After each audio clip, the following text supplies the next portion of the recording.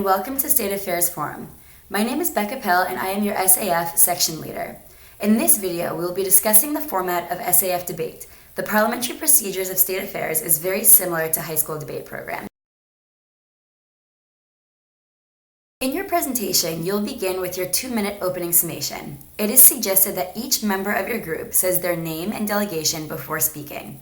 In your 2 minutes, you will share facts and statistics about your issue and resolution. It is your job to convince the delegates to score your proposal and presentation highly. The highest evaluation scores move on to the second round. You should prepare a speech for your 2-minute opening summation. Do not read straight from your proposal. Instead, take the information from your justification and proposal for action and turn it into a well-written speech. You do not need to use all 2 minutes for your opening summation. If you finish before the chair raps his gavel to show the time has elapsed, you will say, "I yield my time to my closing summation." With this, your time will be added to your final word. Watch Maria and Jeree as they present their opening summation during the final round at the high school state conference. Texting while driving is a growing trend and a national epidemic, quickly becoming one of the country's top killers. Texting and driving is about 6 times more likely to cause an accident than driving intoxicated. The danger is the equivalent of driving after 4 beers. More people die each year in texting while driving related accidents than in drunk driving related ones. 2 total minutes of technical non-debatable questions. If you have a question, raise your placard. The chair will call on you. Remember, you must say your name and delegation before you ask any questions.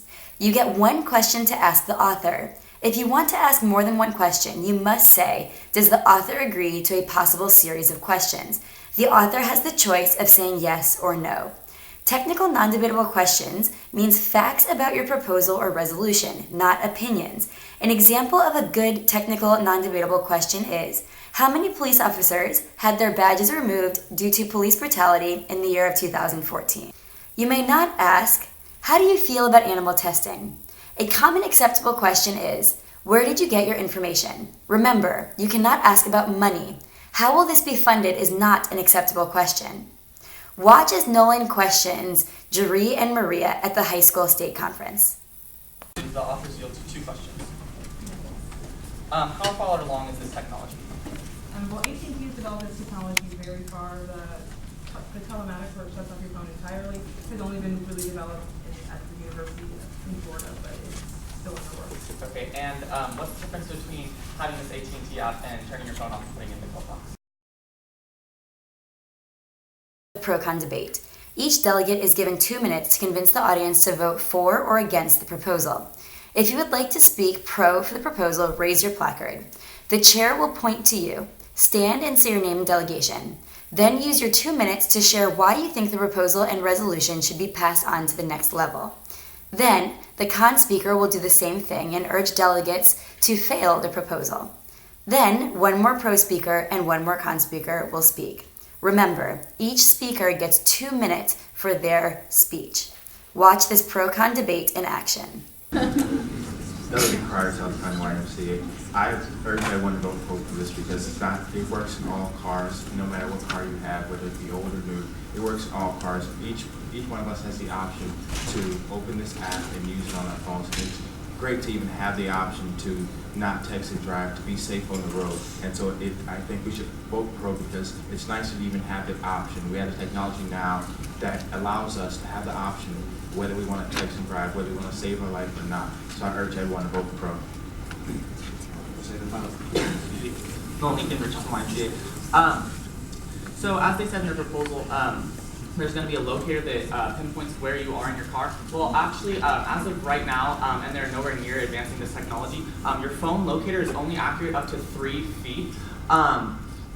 No one will probably use this because it is an optional thing. No one's going to want to use it. Everyone's always going to want to be on their phone. And if they didn't, then they would take the action to turn their phone off and put it in their glove box. Thank you. I yield my time to the chair.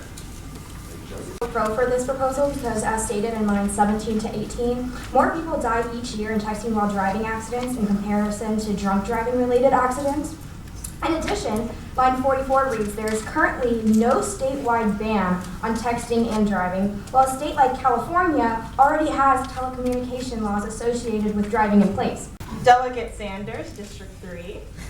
I urge you to vote against this proposal for three main reasons. The first reason is that fines, laws, bans, and legislation against texting and driving do not work. The second reason is that hands-free driving is not risk-free. And third of all, this proposal does not achieve the benefits of enhanced telecommunications at all. So we see in multiple states where there is already illegal to text and drive that 50% of teens, 50% of people in the age group of 18 to 24 admit to continue to still text and drive, although it is illegal, although there are fines, and although there are bans. They still choose to text and drive. Total minutes plus the time yielded from their opening summation. First, it is suggested to respond to the con speeches from the pro-con debate.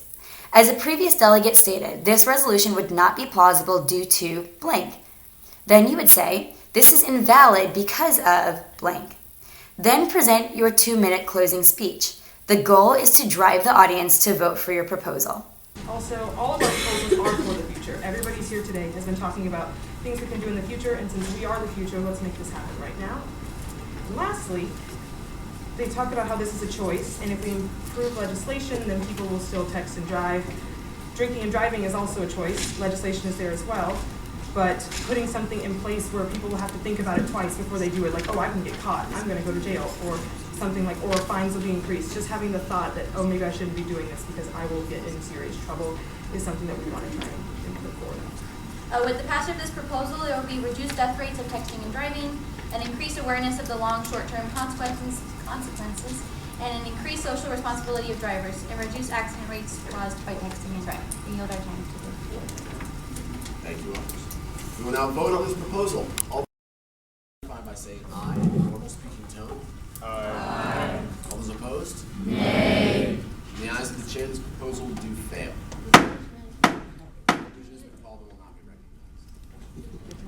Thank you for watching this how-to video. We can't wait to see you at the state conference.